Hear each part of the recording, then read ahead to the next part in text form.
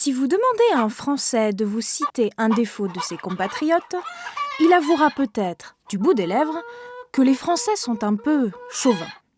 Et il faut se l'avouer, nous sommes toujours plutôt persuadés d'être une puissance qui compte dans le monde. Et puis, notre culture, notre langue, notre cuisine, notre raffinement sont quand même inimitables, non ? Bref, être chauvin, ça ne veut pas seulement dire être patriote, ça veut dire que l'on se sent supérieur aux autres. Mais d'où vient alors le mot chauvin ? C'est simple, il vient de Nicolas Chauvin. Nicolas Chauvin est un soldat français qui a combattu dans les armées révolutionnaires, puis sous Napoléon. Si l'on regarde dans les dictionnaires de l'époque, on apprend qu'il est né à Rochefort, en Charente-Maritime, dans la deuxième moitié du XVIIIe siècle. Il s'est engagé à 18 ans, et lors des nombreuses campagnes militaires auxquelles il a héroïquement participé, il a été blessé 17 fois, a perdu 3 doigts, eu l'épaule fracturée et le front fracassé. Autant dire que Nicolas Chauvin n'est pas un top modèle. En revanche, c'est un héros. Il a d'ailleurs reçu la Légion d'honneur avant de prendre sa retraite au soleil, chez lui, où il s'occupe de sa terre et se rappelle, nostalgique, ses exploits passés. Ajoutons à cela que Chauvin est un peu naïf, très idéaliste et très enthousiaste à l'idée de défendre son pays. Et nous avons là l'image du parfait Chauvin. Très bien. Mais il reste une chose à mentionner.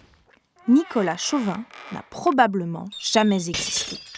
Chauvin est un nom de famille assez répandu en France.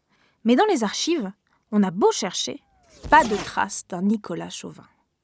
En fait, Nicolas Chauvin est très probablement né dans les chansons populaires et les revues post-révolutionnaires. Le personnage ressemble beaucoup à un mythe de l'Antiquité, celui du soldat laboureur.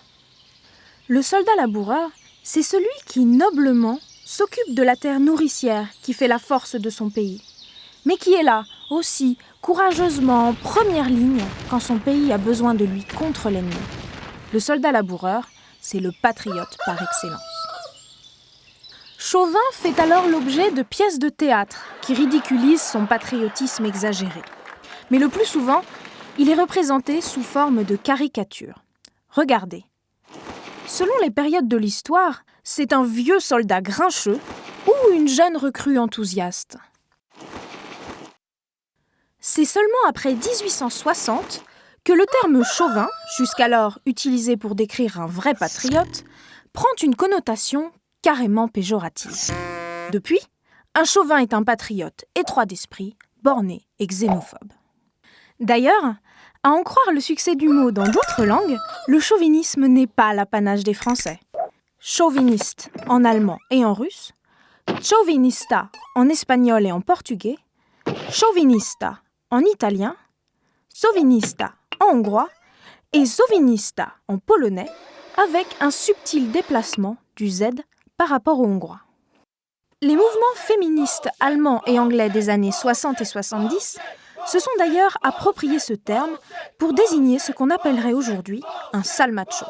Chauvinistenschwein, male chauvinist pig, mot à mot, porc masculin chauvin. Vous voyez, le monde entier a emprunté ce terme de chauvinisme au français.